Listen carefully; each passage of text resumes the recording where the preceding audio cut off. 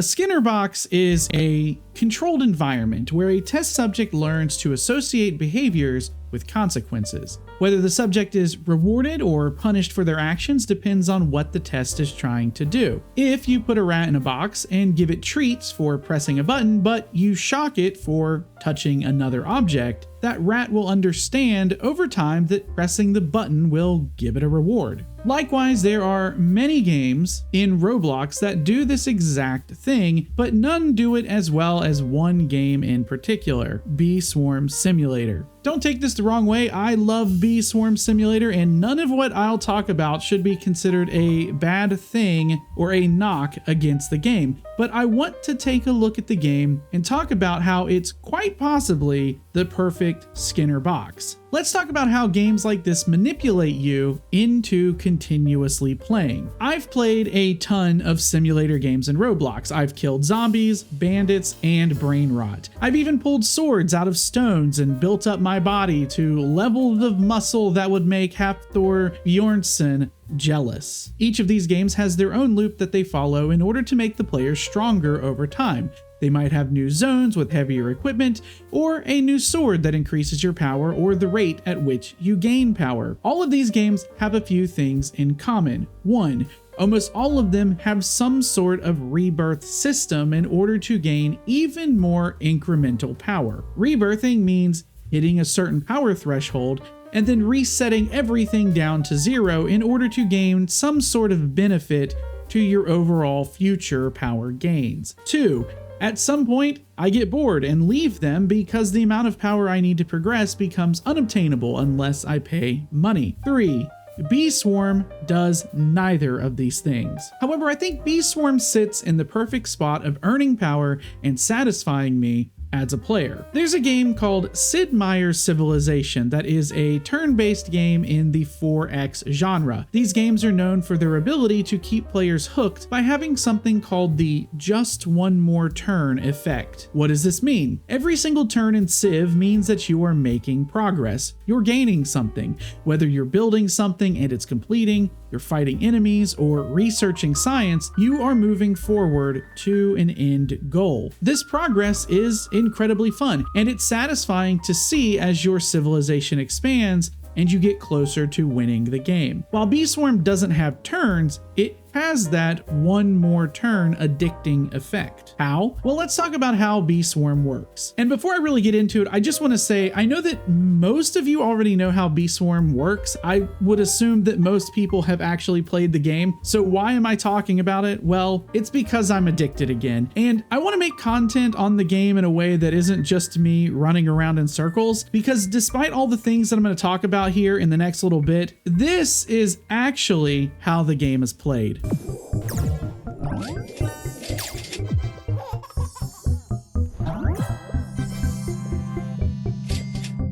That's right, you'll be running around in circles for hours on end. Anyway, back to the video. When you first start, you have almost nothing. You're introduced to the bears, your first bee, and the fields. However, very quickly you are given tasks to complete. These tasks might seem insurmountable at first, but one thing Bee Swarm does well is that you can visibly see your progress in the quest menu, represented by a red bar that slowly turns green. That bar filling up slowly is the most satisfying part of Bee Swarm. You want to see that bar turn green because it means progress, and that keeps you playing. When you're looking at your green bar thinking, ugh, I need to hop off the game, but maybe I'll finish filling this bar up first, you're in the one more turn mindset. Here's the thing, you're rewarded for turning those bars green. Turning those bars green gives you honey. Honey, which is the money of the game, can be used to buy better equipment and more bees. This is the progression, and progression as well as power is the reward. So like the Skinner box, you'll do anything you can to progress. That means grinding out honey in fields, then buying new gear that allows you to grind out honey even faster. All of these systems feed into one another, and seeing other high-level players in the game and what they can do makes you want to get to the higher levels as well. Seeing higher level players with huge hives and high level gear also shows just how much time they've also put into the game. However, the grind is built into every aspect of the game, not just when making honey, but when doing anything. If you want to upgrade to higher level gear, you'll need to grind out not only honey, but also other items as well. For instance, if you want to unlock the coconut backpack, you'll need to make 25 billion honey, as well as craft other ingredients. Many of these ingredients require other ingredients in order to make them. To get one tropical drink, you'll need 10 coconuts, 2 enzymes, and 2 oils. The enzymes and the oils also require you to get other base items in order to make them. Think of it as a little funnel of all these craftable items that culminate in rewarding you with the backpack. Now that you know all of that information, let's turn it up a little bit. In order to get the backpack, you'll need 150 tropical drinks, and 150 tropical drinks is just one of the ingredients that you'll need for that backpack. Granted, the coconut canister is a later game bag, but you get the point. It's a lot of items. And while it sounds daunting at first, you barely even notice it because you'll gather most of the resources you'll need just from playing the game normally. Another form of progression that is smart is that movement along the world is determined by the number of bees you have. Bees do a number of things, and there are a lot of ways you can build your hive up for different purposes. But the main thing about bees is that they collect pollen in the fields. Pollen is then turned into honey. The more bees you have, the more pollen you can collect, and as they level up, they'll be able to protect you from the various enemies around the map. The game knows this, and so you are gated off from higher tier areas until you have a certain number of bees. This makes you want to grind so that you can buy new eggs to fill your hive, growing your bee count. Going through the newly opened doors rewards the player with new enemies, new higher level fields, and of course, new higher level gear to help you get even stronger. What I believe makes Bee Swarm such a perfect Skinner box though is that you are given a decent amount of choice within reason. One of the reasons that a game like Minecraft is so satisfying is that you can set out to build something. You gather the materials, then build whatever the thing is you are trying to build, and it feels good because you accomplished a goal that you set out to do. Bee Swarm is a little more constrained in that area, however, you still have the choice in setting goals for yourself and achieving them. There are plenty of goals that I have set out for myself in terms of what I want to do. I could decide to grind out certain items, which would get me closer to a higher tier piece of gear. I could go and fight enemies like the snail.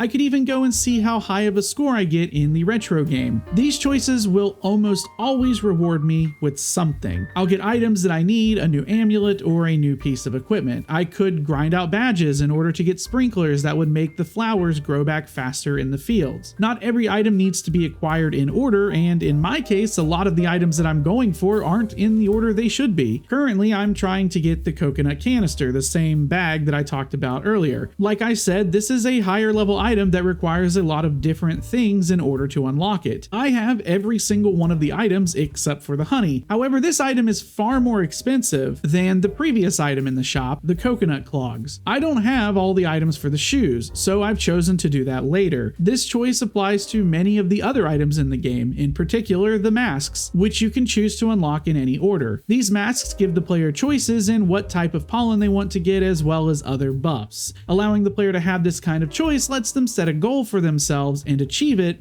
adding to that sense of satisfaction once they've completed that goal. All of these reward structures are obtained in a way that doesn't nickel and dime you either. There are items in the store you can buy that will help you progress a bit faster, but I've never felt like I needed to buy them. Bee Swarm is up there with one of the games I've put the most time into ever. And while I don't play it every day, I have still racked up hundreds of hours of playtime since its launch. I usually come back at Beesmas to do some questing, and then I'm immediately sucked back in because I'm always just this close to finishing something, whether it be a quest or an item. How far in the ant challenge can I get? What level of stick bug can I beat? How fast can I beat the snail or crab?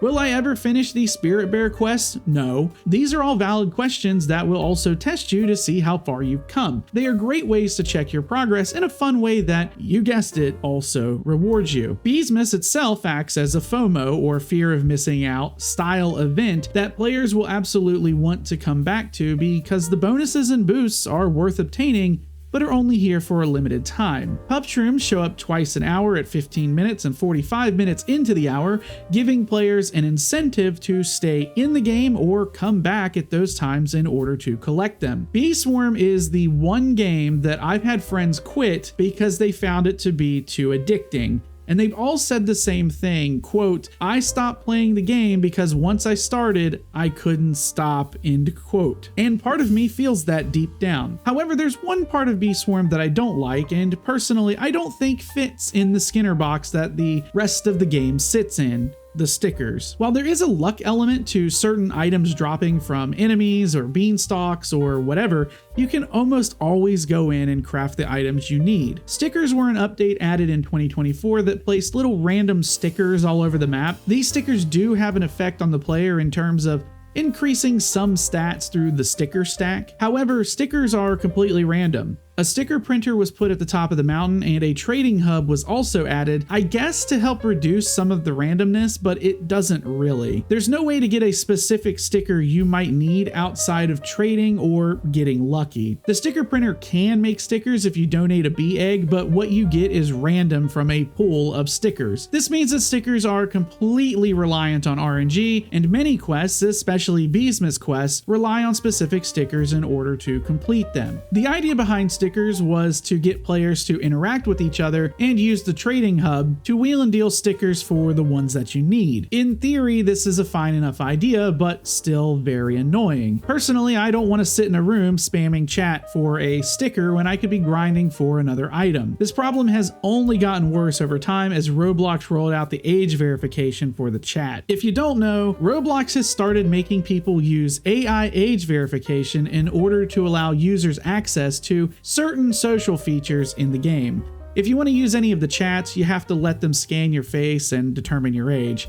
I'm not going to go into why they added this feature, but the ramifications of it have been crazy. Once you submit a photo of your face, their AI will determine your age, and whatever they say your age is, it will only allow you to chat with certain people within certain age groups. However, if you don't submit your face for verification, then all chat features are disabled. It seems that most people have not submitted their faces. This has killed the entire social aspect across the entire website. So trading for stickers in Bee Swarm is completely hampered, and in many cases impossible, because the main way of talking to people in the game chat is now only being used by about 36% of users across all of Roblox. So okay, well, maybe Bee Swarm Simulator isn't the perfect Skinner box, at least not anymore, but it is still a darn good time. It is the perfect game to play while watching movies or shows, especially YouTube. You might even be playing it now while watching this, and if you are, leave a like on the video if you enjoyed it and consider subscribing to see when I put new videos out. I've been BubbaTV24, and I am signing out.